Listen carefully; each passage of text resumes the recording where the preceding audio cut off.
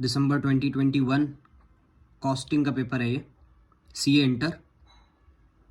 इसका रिव्यू करते हैं, अनबॉक्सिंग करते हैं, देखते हैं कैसा पेपर आया था। सिर्फ क्वेश्चन कहाँ से आया है वही चीज़ डिस्कस करेंगे, सॉल्यूशन को डिस्कस नहीं करेंगे। पहला question material A material B की प्रोसेस से रिलेटेड है, तो देखते हैं किस चीज़ का है ये। इन्वेंट्री टर्नओवर रेशियो इसमें पूछा है, उम्मीद है कि आपने निकाल दिया होगा। और एवरेज इन्वेंट्री का टाइम बताना है। सेकंड क्वेश्चन है जिसमें फ्लेक्सिबल बजट का क्वेश्चन है, फ्लेक्सिबल बजट का निकालना है इसमें, बिफोर प्रमोशन और आफ्टर प्रमोशन में। इसी का सी पार्ट जो कंपलसरी क्वेश्चन है, फर्स्ट क्वेश्चन, उसका सी पार्ट जो है बहुत सिंपल सा, रोवन और हालसे से आ गया था, बोनस निकालना था। और डी पार्ट भी सिंपल ही लग रहा है, प्रोसेस अकाउंट्स और एबनॉर्मल गेन लॉस। बड़ा बड़ा देख लेते हैं, गेन होगा है, लॉस अकाउंट होगा 9650, 10,000 यूनिट और 500 यूनिट, 5% 10,000 का 150 एबनॉर्मल गेन। कमेंट करके ज़रूर बताएं कि आपका एबनॉर्मल गेन क्या आया। कॉस्ट शीट से रिलेटेड क्वेश्चन आ गया, क्वेश्चन नंबर सेकंड का ये part. Raw material consume, prime cost, factory cost, cost of production, cost of goods sold, cost of sales निकालना था इसमें। क्वेश्चन नंबर सेकंड का B part, break even sale निकालनी थी, प्रॉफिट वॉल्यूम रेशियो निकालना था, और इसको रिवाइज्ड करके, रिवाइज्ड कैसे होगा, सेलिंग प्राइस को रिड्यूस कर दिया था 10%। कमेंट करके ज़रूर बताएं कि सेलिंग प्राइस को रिड्यूस करके 10% क्या सोल्यूशन किया आपने।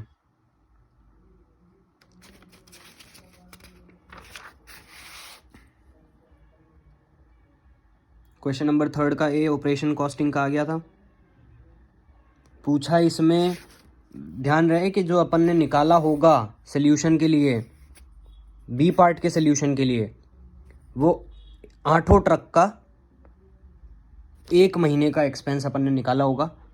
पर इसका फर्स्ट पार्ट पूछता है 1 ट्रक का 12 महीने का एक्सपेंस, ठीक है, तो वो भी निकाला होगा आपने। इनको मत देखना, सोल्यूशन आपने जो कर दिया वही सही है, क्योंकि अभी आपका टैक्स का पेपर बाकी है।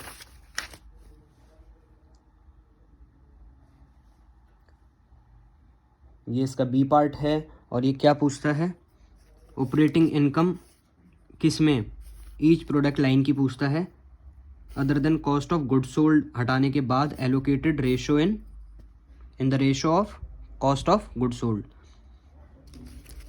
और इसी पे आपको ओपिनियन भी पूछा है, अगर percentage of revenue of each product line under both the situation. तो क्वेश्चन देख लें, बिल्कुल मार्जिनल सा क्वेश्चन है, मार्जिन है इसमें। कॉन्ट्रैक्ट कॉस्टिंग का क्वेश्चन है,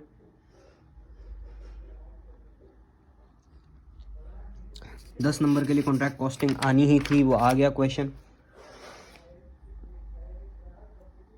इसका बी पार्ट जो है, नेट प्रॉफिट निकालना था फाइनेंशियल रिकॉर्ड्स के हिसाब से।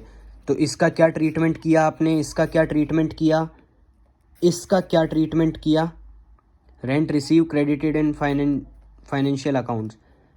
रेंट रिसीव हो गया है और उसको क्रेडिट कर दिया है फाइनेंशियल अकाउंट में, तो क्या करना चाहिए था इसका treatment.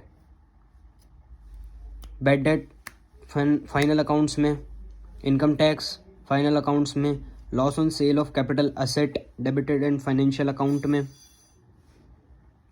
Under recovery of administration overhead. ठीक है, प्रिपेयर क्या करना था इसमें, reconciliation statement showing the profit as per financial records. इसी का सी पार्ट थ्योरी से रिलेटेड आ गया, 5 नंबर के लिए आ गया। बिल ऑफ मटेरियल क्या होता है यार, अब वो अगर आपने पढ़ा होगा तो आपको बिल्कुल पता होगा बिल ऑफ मटेरियल क्या होता है, और उसके यूजेस बताने थे purchase department, production department, stores department and cost और अकाउंटिंग डिपार्टमेंट के अंदर। कुछ भी ज़्यादा था नहीं, फिर फिफ्थ का ए, इसमें वेरिएंस वाला क्वेश्चन आ गया है। ये सेमी वेरिएबल एक्सपेंस दे दिए, वेरिएबल एक्सपेंस दे दिए, टोटल एक्सपेंस दे दिए, स्टैंडर्ड भी दे दिया आपको, स्टैंडर्ड एक्चुअल भी दे दिया, और स्टैंडर्ड इसके हिसाब से 10,000 यूनिट हो जाएगा अप्रैल का। सोल्यूशन नहीं करेंगे अपन।